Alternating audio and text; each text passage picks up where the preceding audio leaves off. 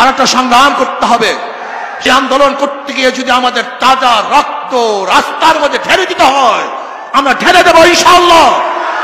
যদি আমাদের জীবনকে বিসর্জন দিতে হয়, আমরা জীবনকে বিসর্জন দেব ইনশাআল্লাহ। যদি যুদ্ধ করতে হয়, একটা যুদ্ধ করব। বাংলাদেশের একটা যুদ্ধ হবে, বিপ্লব হবে, সংগ্রাম হবে। মুসলমানের শত্রুতা পালাতে বাধ্য হবে ইনশাআল্লাহ। হুঁশিয়ার থাকতে হবে। আজকে বাংলাদেশ সরকার ফিলিস্তিনের পক্ষে কথা বলেন, ইসরায়েলের বিপক্ষে। আমি সরকারকে অনুরোধ করব, আপনি ইসরায়েলের সমস্ত পণ্য সরকারিভাবে বয়কট করুন, বন্ধ করে দেন। শুধু কি তাই, আমি সরকারকে বলবো, আপনি সৈন্য প্রেরণ করেন। ইসরায়েলের বিপক্ষে যারা সশস্ত্র যুদ্ধ করতে চায়, আমাদের বাংলাদেশের সেনাপতিদেরকে সেখানে প্রেরণ করুন। আপনি লিস্টি করুন, ইসরায়েলের বিরুদ্ধে কে কে যুদ্ধে অংশগ্রহণ করতে চায়, আপনি লিস্টি করুন। আপনার নেতৃত্বে লিস্ট করা হোক। ইনশাআল্লাহ এই বাংলাদেশের হাজারো আকসার প্রেমিকরা, ইসরায়েলের দুশ্মনরা ইনশাআল্লাহ সেই যুদ্ধে সরাসরি উপস্থিত হয়ে ওদের বিরুদ্ধে লড়াই করবে, উৎখাত করবে ইনশাআল্লাহ। যদি আপনি ইসরায়েলের বিপক্ষেই থাকেন, এই কাজগুলি করুন। উলামা মাশায়েখ আইম্মা পরিষদ কর্তৃক আয়োজিত হুরমাত আকসা এই সম্মেলনের সম্মানিত সভাপতি সেরে তাজ শ্রদ্ধাভাজন ওলামা ইকরাম, আকসা কি, ফিলিস্তিন কি, জেরুজালেম কি, মসজিদ আকসা নিয়ে আমাদের এত বেশি কেন আলোচনা, এই বিষয় কম বেশি আমরা সবাই বুঝতে পেরেছি।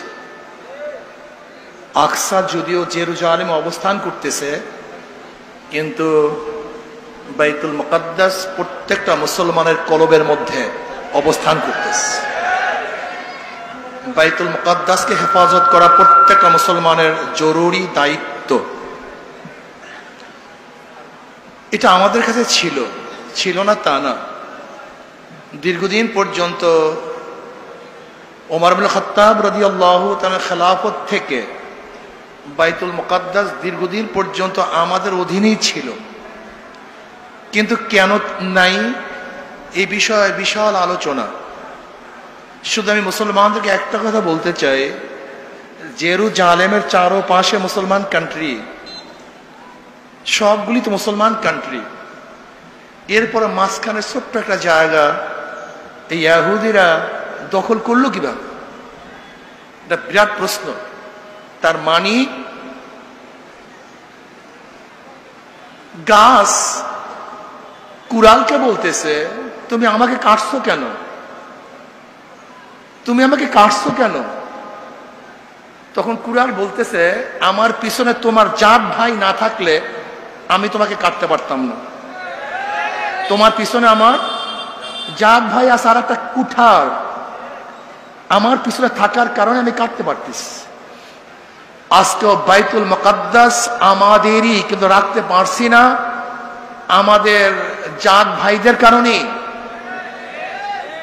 এর কারণটা কি দেখেন, আমরা পরিকল্পনা নেই সাময়িক। এই যে আমরা মুসলমান আছি না, আমাদের পরিকল্পনা কি, আজকে কি করব, কালকে কি করব, বাস শেষ। জোয়ার আসছে তো সব দুনিয়া ভাসায় ফেলাই, ভাটা লাগছে তো সব শুকায় ফেলাই। কিন্তু ইহুদিরা প্রত্যেকটা কাজের টার্গেট নেয় 200 বছর। কত বছর? খ্রিস্টানরা প্রত্যেকটা কাজের টার্গেট নেয় কমপক্ষে 100 বছর। 200 বছর পরে এই বীজ কি হবে, গাছ কতদূর হবে, কত স্পেসে ছায়া দিবে এবং কি উপকার করবে, কি ক্ষতি করবে, বীজ রোপণ করার সময় তারা চিন্তা করে। আর আমাদের চিন্তা কি? আমাদের চিন্তা আজকে কি করলাম, কালকে কি করলাম। দেখেন, ইহুদিরা প্রথম সৌদি আরবকে কন্ট্রোল করছে। ইহুদিরা, এই যে আমাদের আহমদ খালেদ সাহেব দামাত বরকাতুম বলেছেন যে তুরস্কের তারিফে, প্রশংসায় আমরা পঞ্চমুখ, সেই তুরস্কের সাথে সবচেয়ে বেশি ব্যবসা তারা করে। মিশর এত বড় দেশ, অথচ সেই মিশর তো ইসরায়েলের একের পাশে, সেই বর্ডার। মিশর ইচ্ছা করলে তো ইসরায়েলকে উড়িয়ে দিতে পারে, কিন্তু পারছে না কেন? কারণ কোথায়? আজকে চারদিক মুসলমান কান্ট্রি। তার মানে হলো এই মুসলমান কান্ট্রিদের মধ্যে যতক্ষণ পর্যন্ত ইহুদিদের দালাল সৃষ্টি করতে না পেরেছে, ততক্ষণ পর্যন্ত ইসরায়েল তারা দখল করতে পারে নাই। এখানেও আজকে দেখেন আমরা কি শুনছি যে পার্বত্য অঞ্চল খ্রিস্টান রাজ্য গঠন করবে।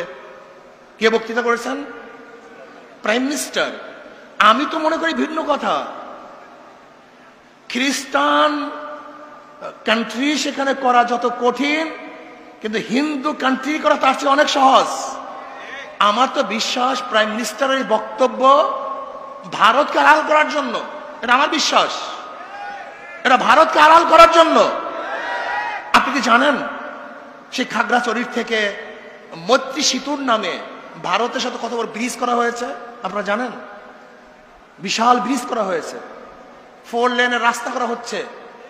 শত শত একর জমি খাগড়াছড়ির এলাকার, ওই মিরশ্বরের এলাকার মধ্য থেকে ভারতকে দেওয়া হয়েছে ব্যবসার জন্য। আপনি কি জানেন? আপনি কি জানেন আমাদের বাংলাদেশের উপর থেকে কতগুলি করিডোর দেওয়া হয়েছে? আপনি কি জানেন এখন ভারতে ট্রেন লাইনের কি ব্যবস্থা করা হচ্ছে?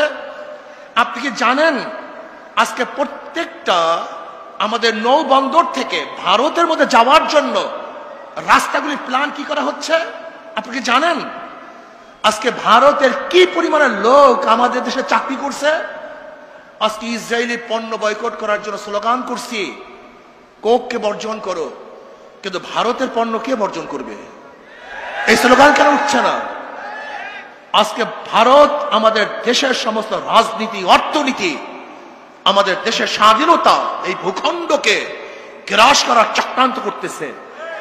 আজকে দেখেছেন আমাদের দেশের প্রাইম মিনিস্টার সেই দেশের সরকার প্রধান এবং বিরোধী দল প্রধানদের সাথে যেইভাবে আলিঙ্গন করছে, মনে হয় যেন তার আপন লোককে তারা খুঁজে পেয়েছে।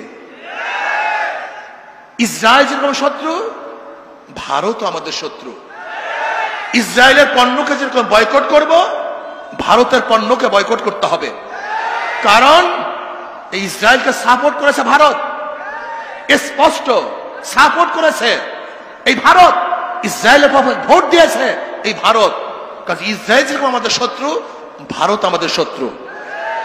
ইসরায়েল আমাদের দেশ দখল করতে যত কঠিন হবে, কিন্তু ভারতের আমার দেশ দখল করতে তত সহজ হবে। কাজে ইসরায়েল আমাদের শত্রু, ওই মুদির গোষ্ঠী আমাদের শত্রু।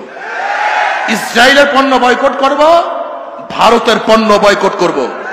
সতর্ক থাকতে হবে। এই ভূখণ্ড নিয়ে যে ষড়যন্ত্র চলতেছে, অনেক ষড়যন্ত্র যা চিন্তা করতে পারবেন না। আজকে শিক্ষার মধ্যে ইসরায়েলের কথা নেই, কিন্তু সেখানে হাজারো ভারতের নাট্যকারদের কথা, হাজারো হিন্দু মনীষীদের কথা, হাজারো ড্যান্স গানের কথা সেখানে নিয়ে আসা হয়েছে। আপনাকে দেখেছেন আজকে বাংলাদেশের ইতিহাসের মধ্যে স্বাধীনতা যুদ্ধের সবচেয়ে বড় সাহায্যকারী হিসাবে ইন্দিরা গান্ধীর ছবিকে শেখ সাহেবের ছবির চেয়েও বড় আকারে ছাপানো হয়েছে। আপনি কি ভেবেছেন আমরা স্বাধীনতা সময় স্বাধীনতা দিবস পালন করি, আর ওই দিন ভারতও স্বাধীনতা দিবস পালন করে, তারাই বাংলাদেশকে স্বাধীন করেছে? আপনি কি জানেন আজকে গোটা মিডিয়া, এটা সম্পূর্ণ মোদির, গোটা মিডিয়া চালানো হচ্ছে ভারতের মাধ্যমে। আজকে বুদ্ধিজীবী নামে ওই সমস্ত কুলাঙ্গাররা ভারতের সৃষ্টি। আজকে দেখবেন সাম্প্রদায়িকের নামে আমাদেরকে গালাগালি করে, কিন্তু হাজারো মুসলমানকে হত্যা করছে ভারত। একদিনও মিডিয়ায় কোনো কাভারেজ দেয় না, কথা বলে না। কয়েকদিন আগে ফরিদপুরে আমাদের মুসলমান সন্তানদেরকে নির্বিচারে হত্যা করা হয়েছে, কিন্তু সেখানে হিউম্যান রাইটস, সেখানে মানবাধিকার কোন সংস্থা বক্তব্য দেয় না, দিতে পারে না। এর কারণটা কি? ভারত আমাদেরকে ব্লক করে ফেলছে। কাজী হুরমাতে আকসা যেরকম আমাদের বাংলাদেশও আমাদের, হুরমাতে আকসার যারা শত্রু আমাদেরও তারা শত্রু, ঠিক বাংলাদেশের যারা শত্রু তারা আমাদের শত্রু। কাজে ঐক্যবদ্ধ হন। যুদ্ধ আরেকটা করতে হবে, এই দেশকে রক্ষা করার জন্য আরেকটা যুদ্ধ করতে হবে, আরেকটা আন্দোলন করতে হবে, আরেকটা সংগ্রাম করতে হবে। সেই আন্দোলন করতে গিয়ে যদি আমাদের তাজা রক্ত রাস্তার মধ্যে ঢেলে দিতে হয়, আমরা ঢেলে দেবো ইনশাআল্লাহ। যদি আমাদের জীবনকে বিসর্জন দিতে হয় আমরা জীবনকে বিসর্জন দেব ইনশাআল্লাহ। যদি যুদ্ধ করতে হয় একটা যুদ্ধ করব, বাংলাদেশের একটা যুদ্ধ হবে, বিপ্লব হবে, সংগ্রাম হবে, মুসলমানের শত্রুতা পালাতে বাধ্য হবে ইনশাআল্লাহ। হুঁশিয়ার থাকতে হবে। আজকে বাংলাদেশ সরকার ফিলিস্তিনের পক্ষে কথা বলেন, ইসরায়েলের বিপক্ষে। আমি সরকারকে অনুরোধ করব, আপনি ইসরায়েলের সমস্ত পণ্য সরকারিভাবে বয়কট করুন, বন্ধ করে দেন। শুধু কি তাই, আমি সরকারকে বলবো আপনি সৈন্য প্রেরণ করেন। ইসরায়েলের বিপক্ষে যারা সশস্ত্র যুদ্ধ করতে চায় আমাদের বাংলাদেশের সেনাপতিদেরকে সেখানে প্রেরণ করুন। আপনি লিস্টি করুন ইসরায়েলের বিরুদ্ধে কে কে যুদ্ধে অংশগ্রহণ করতে চায়, আপনি লিস্টি করুন। আপনার নেতৃত্বে লিস্ট করা হোক, ইনশাআল্লাহ এই বাংলাদেশের হাজারো আকসার প্রেমিকরা, ইসরায়েলের দুশ্মনরা ইনশাআল্লাহ সেই যুদ্ধে সরাসরি উপস্থিত হয়ে ওদের বিরুদ্ধে লড়াই করবে, উৎখাত করবে ইনশাআল্লাহ। যদি আপনি ইসরায়েলের বিপক্ষেই থাকেন এই কাজগুলি করুন, আপনি সৈন্য প্রেরণ করুন।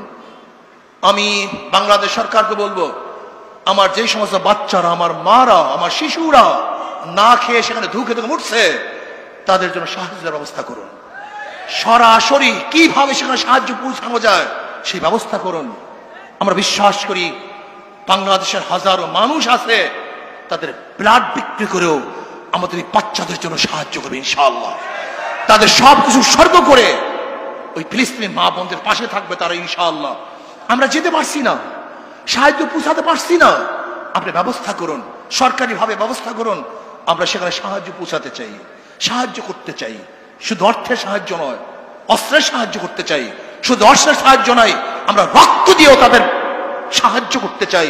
আমরা সরাসরি উপস্থিত হয়ে তাদের বিরুদ্ধে লড়াই করে আমি ফিলিস্তিনের পক্ষে সাহায্য করতে চাই। ফিলিস্তিনি স্বাধীন রাষ্ট্র ঘোষণা করতে হবে। ফিলিস্তিনকে স্বাধীন রাষ্ট্র করার আগ পর্যন্ত হুরমাতে আকসা হবে না, আকসার হুরমা থাকবে না। কাজে যে কোনো মূল্যে ফিলিস্তিনকে এক স্বাধীন রাষ্ট্র করতেই হবে ইনশাআল্লাহ। যখন যেই সময় ইসলামের দুশ্মন, দেশের দুশ্মন, এই মাটির দুশ্মনদের বিরুদ্ধে যখনই যেই সময় ডাকা হবে, তখন সেই সময় ইনশাআল্লাহ আমরা ঝাঁপিয়ে পড়ব। আল্লাহ আমাকে এবং আমাদের সবাইকে কবুল করে নেন, জাতীয় উলামা মাশায়েখ আইম্মা পরিষদ কবুল করে নেন, উপস্থিত সবাইকে কবুল করে নেন। আল্লাহ মসজিদ আকসাকে হেফাজত করেন। আল্লাহুম্মা আমিন। রব্বানা যালামনা আনফুসানা ওয়া ইল্লাম তাগফির লানা ওয়া তারহামনা লানাকুনান্না মিনাল খাসিরিন। আল্লাহ তুমি আমাদের সবাইকে কবুল করে নাও। আল্লাহ ফিলিস্তিনের মুসলমানদেরকে হেফাজত করো। আল্লাহ ফিলিস্তিনের মুসলমানদেরকে হেফাজত করো। আল্লাহ ফিলিস্তিনের মুসলমানদেরকে হেফাজত করো। ফিলিস্তিনি রাষ্ট্রকে স্বাধীন রাষ্ট্র হিসেবে তুমি কবুল করে নাও।